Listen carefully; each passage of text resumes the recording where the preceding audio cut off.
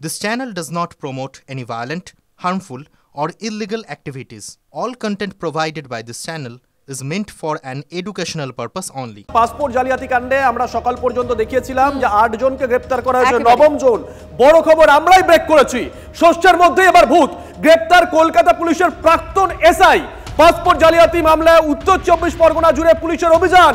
অশোকনগরে গুমা থেকে গ্রেফতার করা হয় অভিযুক্ত প্রাক্তন পুলিশ কর্মী আব্দুল হাইকে। এই নিয়ে 9 জনকে গ্রেফতার করা হলো। বড় খবর ব্রেক করেছি আমরা। পুলিশ সূত্রে জানা যাচ্ছে ধৃত প্রাক্তন পুলিশ কর্মী আব্দুল পাসপোর্ট সেকশনে কর্মরত ছিলেন। নিমা, প্রথম দিন থেকে আমরা প্রশ্ন তুলছিলাম, একটা পাসপোর্ট করতে গেলে অনেকগুলো ধাপের মধ্যে দিয়ে যেতে হয়, তাহলে কি প্রত্যেকটা ধাপেই কেউ না কেউ এর সঙ্গে জড়িত?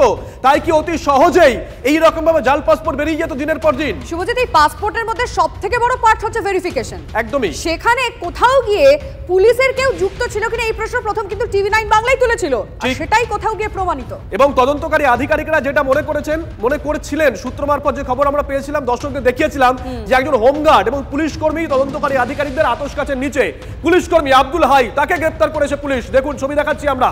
সবার আগে এই খবর ব্রেক করেছিলাম আমরা। আব্দুল হাই পাসপোর্ট সেকশনেই কর্মরত ছিলেন। আমরা কথা বলেছিলাম প্রাক্তন পুলিশ কর্তা অরিন্দম আচার্যের সঙ্গে। তিনি কি বলছেন শুনুন। সরকারের বহু জায়গায় তারা এই ফাঁদটা পেতে রেখেছিল এবং এটাকে বলে হচ্ছে কি স্পাইডার্স নেট, মাকড়সার জালের মতো। এবং এই সমস্ত পুলিশ কর্মী থেকে সরকারি কর্মীরা কেন করছে? কারণটা হচ্ছে গিয়ে যে তারা অর্থের প্রলোভন প্লাস তাদের সাথে একটা লিয়াজও করে নিয়েছে। এইটা যে কত বড় ভয়ঙ্কর, এবং এই ক্ষেত্রে আপনি কি অস্বীকার করতে পারেন? আমি কি অস্বীকার করতে পারি যে এখানে যে ডিস্ট্রিক্ট ইন্টেলিজেন্স ব্রাঞ্চ যেটা, সেটা টোটালি ফেলিউর নয় কি? সিজার আমাদের সঙ্গে রয়েছেন, আমাদের সহকর্মী। সিজার, পাসপোর্ট করতে গেলে অনেকগুলো পদ্ধতির মধ্যে দিয়ে যেতে হয়। অনলাইনে ফর্ম ফিল আপ করতে হয়, ব্যাংকে টাকা জমা দিতে হয়, তারপর পাসপোর্ট অফিসে যেতে হয়, সেখানে ডকুমেন্টস দেখাতে হয়। পরবর্তী সময় পুলিশ আসে আমাদের বাড়িতে, বা অনেক সময় ডেকে পাঠানো হয়, মোটামুটি আমরা শুনি ভেরিফিকেশন হয়। আমরা প্রথম দিন থেকেই প্রশ্ন তুলছিলাম, তাহলে কি প্রত্যেকটা ধাপেই কেউ না কেউ জড়িত আছে?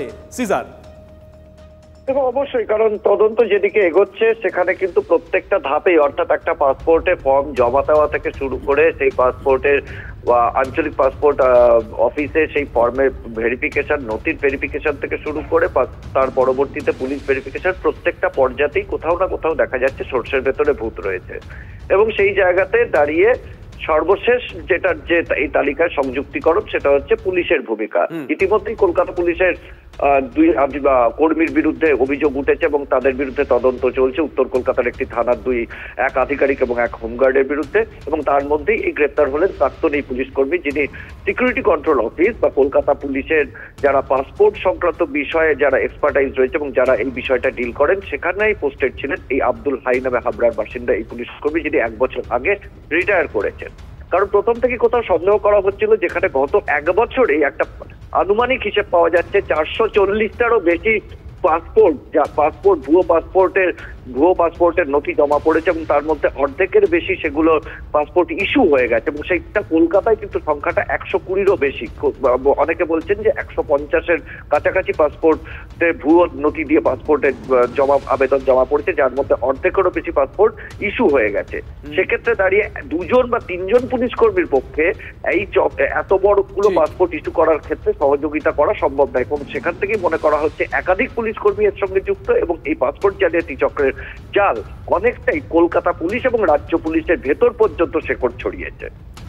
ধন্যবাদ। আমরা বরং একটা পলিটিক্যাল রিঅ্যাকশন শুনি পরপর। যদি কেউ খারাপ কাজ করে থাকে তাহলে নিশ্চিতভাবে তার বিরুদ্ধে ব্যবস্থা হবে। যদি কেউ খারাপ কাজ করে থাকে, এই যে পাসপোর্ট জালিয়াতি বিষয়টা তো নতুন নয়, এটা বাম জমানা থেকে চলছে, আগের থেকে কমেছে, অন্য রাজ্যে চলছে। কিছু দুষ্ট চক্র এই ধরনের কাজ করে এবং কিছু লোক এতে যুক্ত বলেই তো চক্রগুলো চলতে পারে। ফলে সেই জায়গায় দাঁড়িয়ে যেই হোক, তারা যদি গ্রেফতার হয়ে থাকে এবং তারা যদি যুক্ত হয়ে থাকে, বাকি আইনের পথে চলবে। শিকড় কতটা গভীরে ভাবুন। এক পুলিশ কর্মী সারা জীবন লুটেপুটে খাওয়ার পর অবসর নিয়েছেন, তারপরেও জালিয়াতির চক্র থেকে বেরোতে পারছেন না। রিটায়ার্ড লাইফটাও শান্তিতে কাটাচ্ছেন না, অবৈধ অনুপ্রবেশকারীদের হাতে পাসপোর্ট তুলে দিচ্ছেন, জাল পাসপোর্ট তৈরি করছেন। এ তো মহা অন্যায় কাজ এবং সর্ষের মধ্যে ভূত থাকার নামান্তর।